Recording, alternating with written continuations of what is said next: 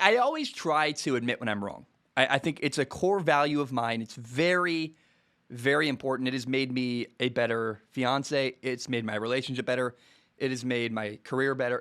In any aspect of life, I truly believe you have to have the humility to admit when you're wrong. And people often say, well, you're flip-flopping, you're this, you're that. No. In my opinion, I think it's mature to be able to say, hey, I thought one thing, and I was proven wrong with new evidence. And so I always try to make a point to share when I am wrong. And I was wrong about the Cincinnati Bengals. And it's very clear now, and it's clear enough that I have to admit it. So through 4 games, the Bengals are 3-1. And I predicted they would go 4-13 this year. I almost said last year. I meant this year. And now, after 4 games already, the Bengals only need one more win to bust my prediction. And there's no way this Cincinnati Bengals team goes 4-13. It's just not going to happen. And I actually, based on what I've seen now through 4 weeks, I can't believe I thought that. I truly did believe. When I said it, I was convicted in what I believed. I thought the Bengals were going to go 4-13. And there's no way this team I've watched now, 4 games in a row, they're not going to lose 12 of their next 13 games and go 4-13. It's just not going to happen. They're too good. And another thing I was very wrong about with Cincinnati was Jamar Chase. When the Bengals drafted a wide receiver, Jamar Chase, number 5 overall, I thought, and this happened earlier this year, they drafted him. He's a rookie. And I thought, man, he's a great player. He's going to score a lot of points. He'll be fun to watch. I had no doubt Jamar Chase is going to be a star in the NFL. But I thought, you know what? He's not going to help them win football games because receivers, they don't win games.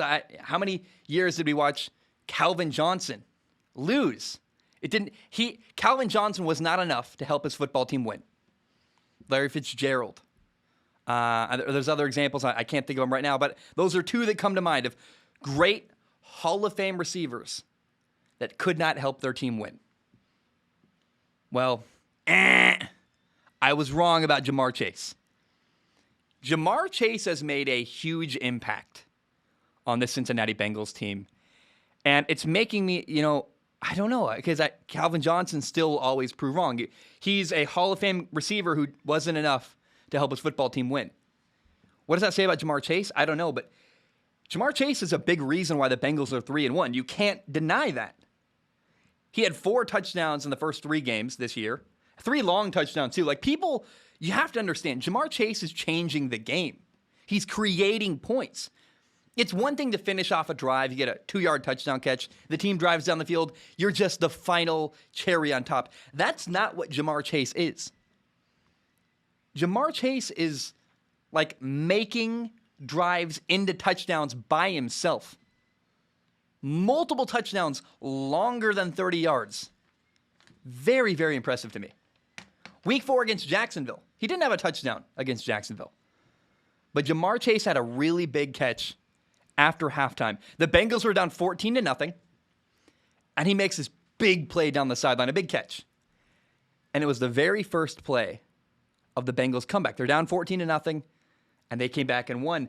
And this was the play that built the momentum for the Cincinnati Bengals to go on and win that game. And it cannot be understated the impact Jamar Chase is having on his football team.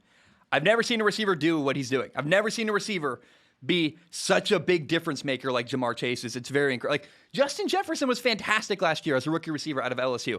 He didn't help the Vikings win football games. Jamar Chase might be the most impactful rookie receiver I've ever seen. I'm blown away. I'm astounded. And what he's done deserves a lot of credit. And look, it was very counterintuitive. I've never seen it happen before. So when the Bengals drafted a receiver, I'm like, come on. This can't be the thing. You need offensive linemen. You need defensive linemen. You need a quarterback. How can a receiver... I watched Megatron fail and not help the Lions win for years.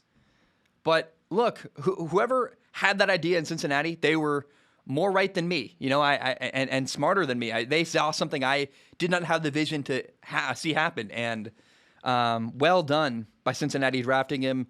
Fantastic job by Jamar Chase. He's fun to watch. Now, Bengals quarterback Joe Burrow. If you told me that Joe Burrow can walk on water, I'd believe you. This guy is changing Cincinnati. Cincinnati's a loser organization. I love the city. I love the people. They're passionate. They care. It's a great sports city. I'm not kidding. Of the lower 48 states that are not Alaska and Hawaii, Cincinnati is my favorite city in America. I love Cincinnati. I've never been to Alaska. It's probably, other than Honolulu, Hawaii, Cincinnati's my favorite city in America. I love Cincinnati. I've never felt more welcomed and happy in a city like that. And even though it's a great city, they haven't been a great football team historically. Joe Burrow is changing things. He's rebuilding the Bengals, and he's leading the way. I know that people realize he's good. People know Joe Burrow is this great young quarterback. But I still think people don't realize or understand that he's not just good. Joe Burrow's incredible. What Joe Burrow's done, by the way, you realize he destroyed his knee 9 months ago. Less than a year ago, Joe Burrow destroyed his knee. Now I'm watching him run around and extend plays, and it feels, I know, medical science has come a long way, and he got top-notch care.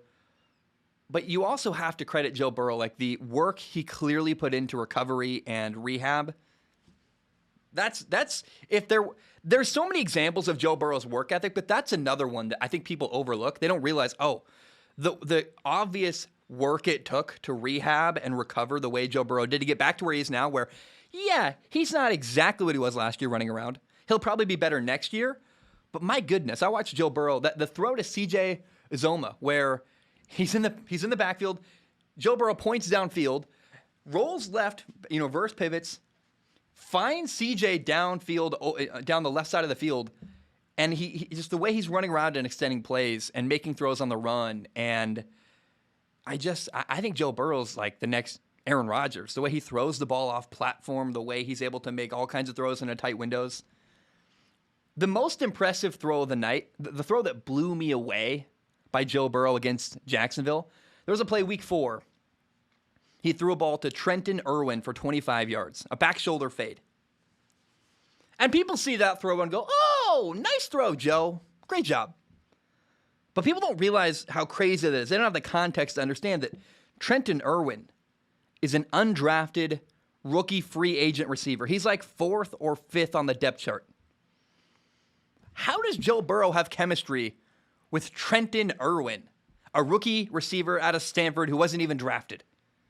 Guy who barely plays at all. Look, if he has chemistry with Tyler Boyd or Jamar Chase or T. Higgins, absolutely. Totally makes sense. You expect that. But when did he find the time to develop chemistry with Trenton Irwin, a guy I'd never heard of? I am not ashamed to admit that. I'd never heard of Trenton Irwin before last night when I watched the Jaguars-Bengals game. And not only have chemistry with Trenton Irwin, enough chemistry to throw a perfect back shoulder fade to the guy. Either it shows an insane level of preparation by Joe Burrow, or it shows he's like Aaron Rodgers. He can just naturally make a tough throw like that and just do it without, hey, he sees it in his mind and it happens.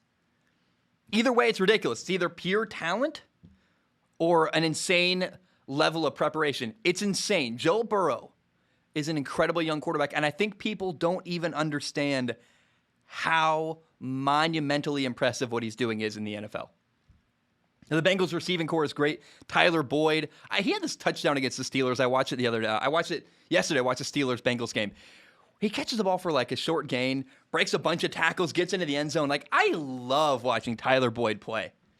Jamar Chase, already covered him. T. Higgins is a guy with Joe Burrow makes T. Higgins look incredible. And T. Higgins is a guy that he's out hurt, got a shoulder injury. He's a stud. I want him to come back because I think they're not even at full strength.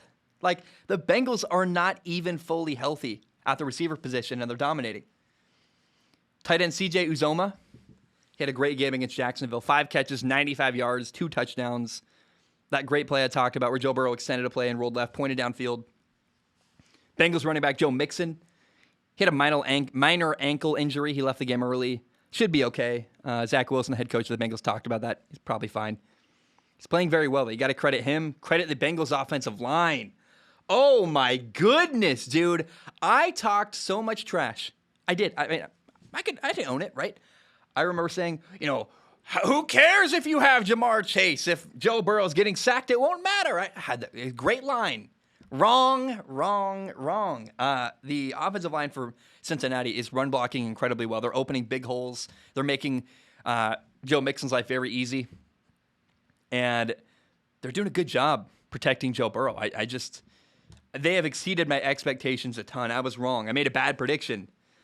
But I can admit that I was wrong. When I see I'm wrong in my head, it's very clear. Like, this Bengals team is not bad. They're a very good team, in fact. Also, the Bengals defensive line deserves credit. They've been really good. Sam Hubbard, Trey Hendrickson. Trey Hendrickson came in from New Orleans. Sam Hubbard's on a big contract. DJ Reader, Larry Ogunjobi. BJ Hill got traded in from the Giants. That looks like a really good trade for the Bengals. Like, they fleeced the Giants there. Cam Sample's a rookie. Had a great career in college. He's a really good defensive end. Had a sack against Pittsburgh. There's so much depth on this defensive line for the Bengals. It's like a guy gets tired or worn out. Next man up, and then they get pressure. And they had pressure. I know it. If you look at the stat sheet, you're like, wow, they didn't do very much to get pressure on Trevor Lawrence, the Jacksonville Jaguars quarterback. They had a ton of pressure on Big Ben. Big Ben's an idiot who holds on to the ball way too long and just would not let a play die, would not check the ball down, would not, Big Ben is infuriating. And look, the Bengals have made his life very difficult in week 3. But if you look at the box score, you're like, well, the Bengals defensive line, they didn't have a single sack. The only sack was, Wilson, the linebacker. So here's the thing. Trevor Lawrence was running around, was keeping plays alive, and he had to leave the pocket constantly because of the pressure that the Bengals defensive line got. And this Bengals defensive line is making a big impact. There was a play, they stopped Jacksonville on 4th and goal from the 1-yard line, and that stop was the difference in the game. Cincinnati won by 3 points. If they give up a touchdown there on 4th and goal, ball game over. Shout out to this Bengals defense. They're great. I'm very impressed with them. And the defensive line, I knew they were good, but I knew that Sam Hubbard was good. I knew that Trey Hendrickson was good. BJ Hill, Cam Sample, these guys are emerging, and you're like, dude, they're so deep. It's crazy. Now, Bengals linebacker Logan Wilson, this guy is having an unbelievable stretch of games. In the last 3 games, Logan Wilson has 33 tackles, 3 interceptions, and a sack. A sack on Trevor Lawrence last night. Do you understand that Logan Wilson last year as a rookie, in 12 games, had 33 tackles? He's had that many tackles in 3 games this year. It's like, what? It's unbelievable. The dude is way, way better. And then finally, the Bengals coach, Zach Taylor. I spell my name Z-A-C. Whenever I see Zach Taylor, how he spells his name, I go, puts a smile on my face. He played quarterback in college. I thought that Zach Taylor was on the hot seat this year. I made a video like the 5 coaches or whatever on the hot seat. He's done a great job, and his offense looks like the Rams, frankly. He came from the Rams. He was under Sean McVay. What I love that the Bengals are doing, their play action from under center, it's a new wrinkle. They didn't add it against Jacksonville, but I saw them run, they were under center way more against Jacksonville.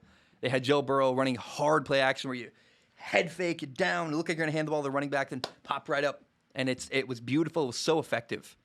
The play design is fantastic. I've been very, very impressed with the Cincinnati Bengals. They're 3-1. They're having a great year.